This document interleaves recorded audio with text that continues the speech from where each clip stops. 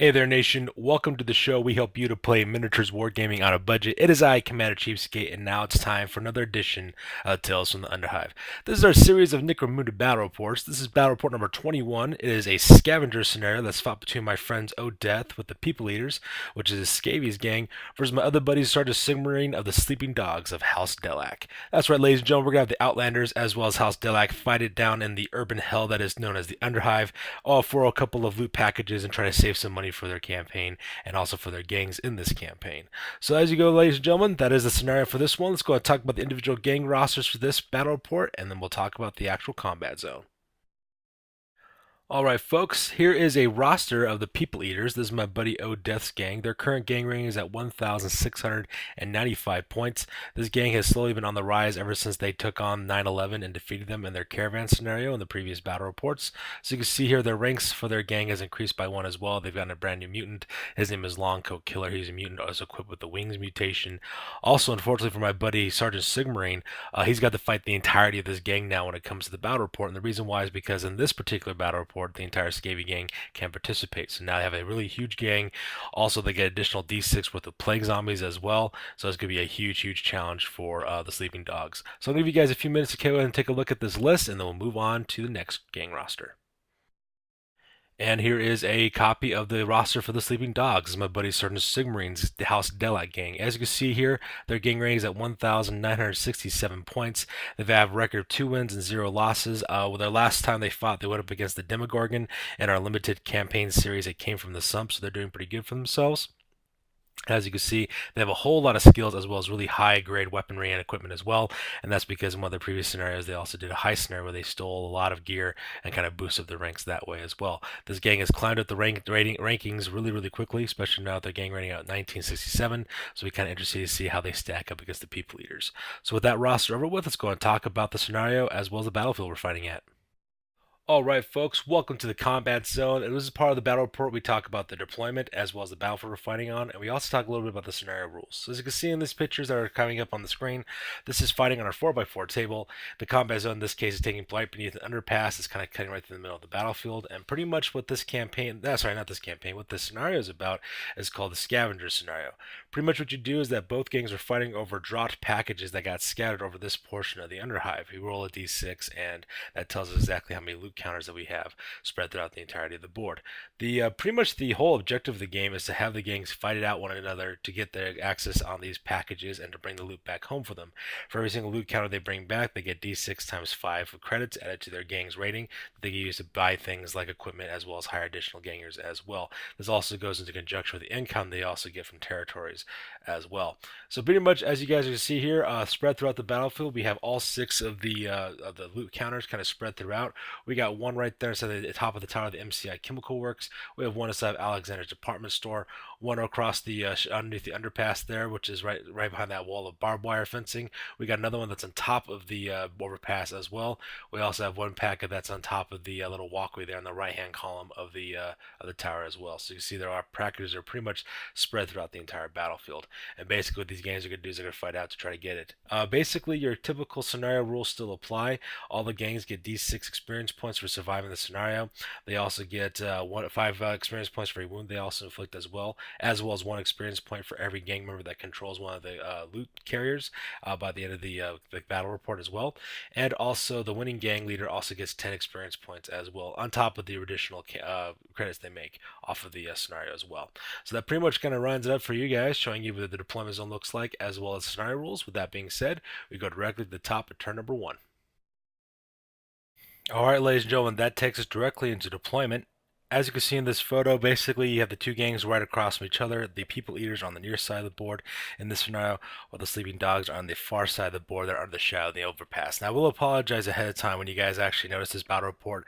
The Delaques for the first turn are pretty much going to be in the shadows because the shadow that's created by that overpass kind of darkens the other side of the battlefield. I do correct this later on in the battle report by adding some floodlights in there so that way you can see it. But for right now, for this first turn, the photos are going to be kind of dark on the Delaque side. So with that being said, let's go and talk about the individual deployment zone where all the members of the gang are located at. Alright, so we start off on the very far right-hand deployment for the People Eaters. As you can see in this photo, we have the Nerf Herder, which is that big, huge, colossal mutant who's got the bloated mutation. He's located there in the back. Up at the front there, you got Nerf number 1, and it's directly in the center. That's that really killer who's armed with 2 stub guns. He's got the 2 heads mutations, also very deadly in close combat. On the right-hand side of him, he has Nerf number 2, who's armed with a blunderbuss as well as Tox Bombs. On the left-hand side there, that's Nerf number 3, who's also armed with a stub gun as well. And taking care of the center deployment, starting from the left-hand side and working to our way right. You got your first fire team. You got 3 plague zombies there taking up front. After that, you have blood claws right behind him, up behind them, taking kind of the point there. On the left-hand side, you have socket head. On the right-hand side, there you got half face. On the right-hand fire team, you got another 3 plague zombies acting as human shields to protect the Scavvies behind them. Taking point is Rar. That's the Scaly who's armed with a spear gun. On the left-hand side, there, of course, you have what's his name, Beaker. And on the right-hand side, there you also have the Alkaloid as well, and both those gangers are armed with auto guns. And located on the left-hand side of the board in the MCI Chemical Works, you have the 2 mutants who are equipped with wings. You have Bloodwing, who's the new leader for the People Eaters. On the left-hand side, you have the Long Kill Killer. He's also armed with a shotgun. He's also got wing mutations as well. And pretty much they're deployed in this area so that way they can get to the loot counter that's on the top of this tower.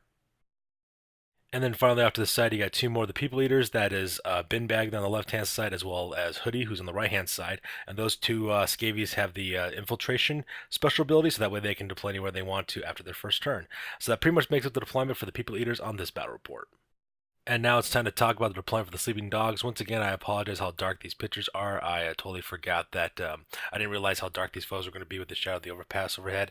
Like I said, after this moment of series of pictures, we go directly to the next turn, and you can see the floodlights that kind of fill up this back area so that way you can see it better. But anyway, starting from the left-hand side and moving our way to our right, pretty much Sergeant Sigmar divided up his team into smaller fire teams.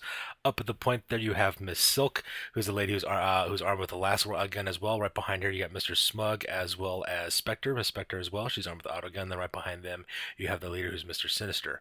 On the far right hand side there, you got kind of like a little squad of Juve killers there. On the very back there, you have Reckless. Taking point, you have Ghost. On the right hand side, that's Mr. Smug. That's sorry, not Mr. Smug, Mr. Slick. That's the guy who's armed with a combat shotgun. So that makes it the deployment here in the center.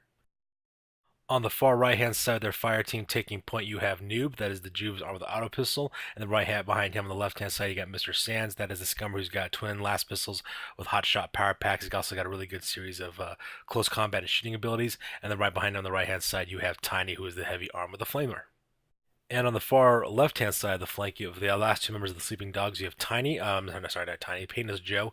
That's the ganger who's armed, the heavy who's armed with a heavy stubber. And then right next to him is Wesley. That's the ganger who's armed with a hunting rifle. And they're at the across the other aisle there with the MCI Chemical Works, where the water tower is located at as well.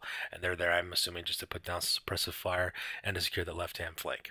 So with that being said and deployed over with, we go directly to the top of turn number 1 for the Sleeping Dogs. Alright, so this is a picture of top of turn number 1 after movement phase for the Sleeping Dogs. As you can see in this photo, it's much more brighter. That's because they said add some floodlights on the other side for underneath the underpass. That way that shadow doesn't darken the photos too much. As you can see in this photo, pretty much Sergeant Sigmar spends his entire movement phase just kind of moving his guys by running them across the board. This picture here, Wesley as well as Painless Joe take firing positions at the top of that water tower for the MCI Chemical Works. Pretty much from their vantage point, those 2 gangers actually have a clear line of fire across the entirety of the board. So it's a pretty location for these guys to go, especially since they got long-range weapons. In the center of the board, Miss Spectre takes the point by climbing up to the top of that ramp there, paying down some overlooking fire so that way she could put in some covering fire into the center of the board as well. Right beneath her, Silk takes a point as well underneath the bottom of that ramp, armed with her auto guns. That way she can also lend some supporting fire as well. While that's occurring as well, Mr. Smug, who is the ganger armed with the bolt gun, he takes cover there on the right-hand side of that pylon for where the overpass is located at, and Mr. Sinister kind of moves in behind all of them at the back of that ramp there, and he just kind of lays down some supporting fire with his last gun with the hotshot power pack. As you can see on the right-hand side there too, you can also see Reckless, who's the Jew, who's armed with, what's he armed with? That guy's packing auto pistols as well as a stub gun. He's taking his positions there at the base of the pylon as well. On the far right hand side of the board, you could also make out both Ghost as well as Slick. They're also taking up positions at that pylon so that way they can go up to that first catwalk there on the bottom of the underpass. And on the far right hand side here, where the Chemical Works tank farm is located at, you can see both Noob, Mr. Sands. You can also see Tiny as well taking cover positions. That way they can run directly into Alexander's apartment store. And since pretty much this entire gang ran to get into the positions they're located at, there is no shooting phase. And since no one's engaged in close combat and there's no need for recurring phase, we go directly to the bottom of turn number 1 for the People Eaters. All right, so here's the bottom of turn number one for the People Eaters. This is directly after the movement phase. As you can see in this photo, pretty much the entire gang just moves up as quickly as they possibly can towards the center of the board, and each portion of the gang is moving towards the respected individual loot counters. That way they can grab the loot and take those creds back home as well. While the most of the ground forces are moving towards the center of the board, with using the plague zombies as shields to protect the two centermost fire teams. On the very top of the causeway there, as you can see, both Binbag as well as Hoodie are now deployed on the top of the of that overpass. They're going after the locator that's on the top, and then planning on making their way down to that gantry in the bottom there on the pylon on the right hand side. So with that being said, let's go and talk about the individual close-ups on this one. Here's a close-up of the Nerf Herder as well as his three Nerfs, as well as the fire team led by Roar, making their way towards Alexander's department store to lay down some covering fire and to also take out that loot counter that's located there in the middle of the Alexander's department store as well. And here's a close-up of all six plague zombies making their way towards the center of the board, try to grab that last loot counter. At the same time, you see Bloodclaw as well as his members Sockhead and Halfface making their way there on the left-hand side of the battlefield. And here's a close-up of both Longcoat Killer as well as Bloodwing flying to the top of the MCI Chemical Works tower there, so that way they can get that last loot counter, and then they'll probably move on from there and start attacking other positions on the battlefield. And here's a close up of both Bimbag and Half Face grabbing the loot counter that's in the top of the causeway as well. And since both these gangs also have quick witted as well, they also get additional movement during the movement phase. Bimbag uses running ability to snag both the loot crate and runs to the end of the causeway here, so that way he can start making his way down to the pylon and the first catwalk beneath it. While Hoodie uses his sprint ability to run to the edge of the causeway and also to drop down to grab the very last loot counter that's located here on the top of the catwalk on the right-hand pylon of the underpass. And since the entire gang pretty much ran or sprinted in order to get to the positions they're located at, there's no shooting phase, and since no one is engaged in close combat, we skip that part, as well as recovery phase. We go directly to the top of turn 2 for the Sleeping Dogs.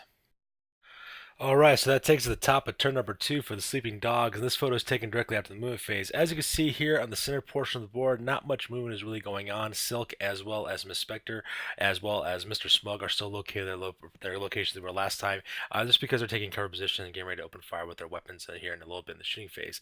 The only real movement that takes place is over here on the right-hand side when Mr. Sinister kind of mounts the top of that causeway, takes a little bit of cover behind that pillar there, and so that way he can also engage in the shooting as well. On the right hand flank, however, as you can see in this photo, this little fire team led by Tiny, as followed by Juve and Mr. Sands, starts moving out towards the Alexander's apartment store. They start taking up cover positions there along the pylon there, as well as the other side of the building, so that way they can start shooting during the shooting phase and also kind of survive, and at the same time go into the compound later on their next turn and get the loot crate. And over here on the top of the causeway, both Mr. Smug as well as Ghost, they kind of climb up to the top of this causeway. Same thing with Reckless in order to intercept Hoodie as well as Binbag as they come down that causeway into the catwalk. And Wesley as well as Painless Joe maintain their current position on top of the water tank tower. And with that being said, we go directly to the shooting phase. And unfortunately for my buddy Sergeant Sigmund, even though he has a really high gang rating, and that's largely because of the equipment that his gang is packing, so they have some pretty high quality equipment, when it comes to their actual skills and stat, they're still kind of lagging behind everybody else on that part. And that's because they've only fought in 2 different battles for this campaign. So the shooting phase is pretty lackluster. The gangs on the right hand flank were unable to make any of their shots count.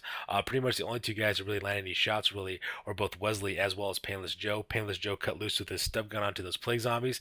As you can see there, he took one out of action, put one of the flesh wound, the other one down as well, which is pretty awesome. And at the same time, Wesley managed to ping off a wound off of Roar as well. Now, granted, Roar does have 3 wounds, so even though he is carrying 1 wound, he still has 2 more to go. But my buddy Sergeant Simmer can take whatever he can get at this point, which is kind of interesting. The rest of the game pretty much misses their shots, and since no one's engaged in close combat currently, we go directly to the bottom of turn number 2 for the People Eaters. Alright, that takes us directly to the bottom of turn number 2 for the People Eaters. This photo is taken after the moon phase. As you can see on the left-hand side, both Longcoat Killer he as well as Bloodwing go to the top of that MCI Chemical Works tower. They go grab another loot count on the top of there as well. At the same time, Bloodclaw's fire team with his 2 auto pistol packing Scavvies fall on the left-hand side of that pylon there and start taking cover positions. Some more zombies keep on trying to approach forward and towards the center, but because they have random movement, they don't go very far. At the same time, Roar and his fire team occupy that left-hand corner there of Alexander's apartment store. At the same time, Nerf number 1, 2, and 3, as well as a Nerf Herder, take up positions down the right-hand corner of the Alexander's apartment store and start taking cover positions to open up on the Delaques that come inside the building during their turn. So that pretty much makes up this turn for this one. With that, let's go to the close-ups.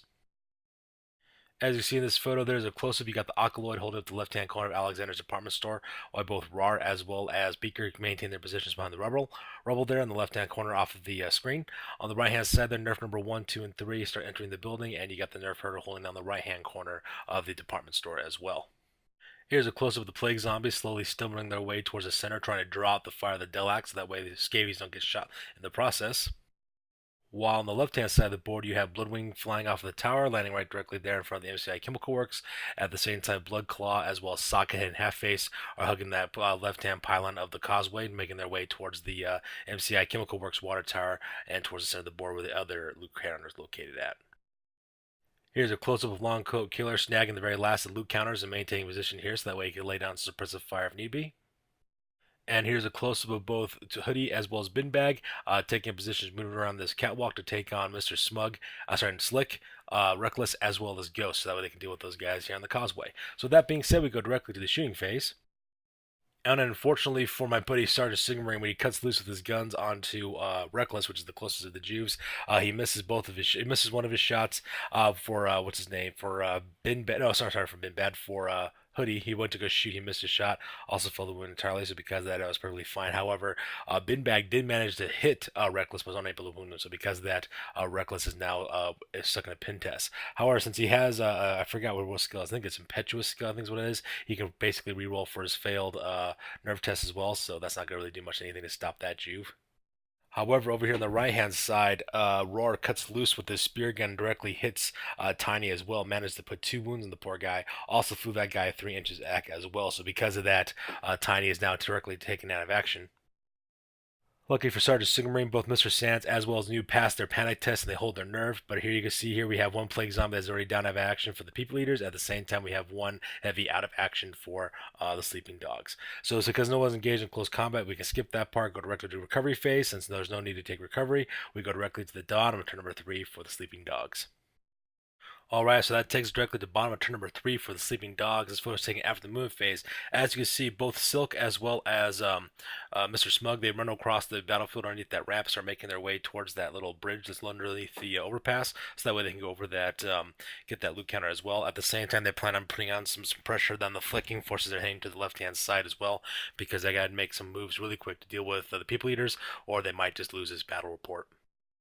At the same time, on the right-hand side of the board, Mr. Sands takes points and aims his last pistols right through that window, and that guy is actually kind of deadly because for 2 reasons. One, he has the gunfighter skill, so because that he gets 2 shots with pistols, that already makes him deadly enough as it is. Plus, he also has the rapid-fire ability as well, which also allows him to make 2 additional shots with these pistols. This guy gets 4 different shots all at the same time. Plus, when you combine that with his quick-witted skill and he can move very, very rapidly, this guy is an extremely deadly guy when it comes to pistol fighting within the Underhive.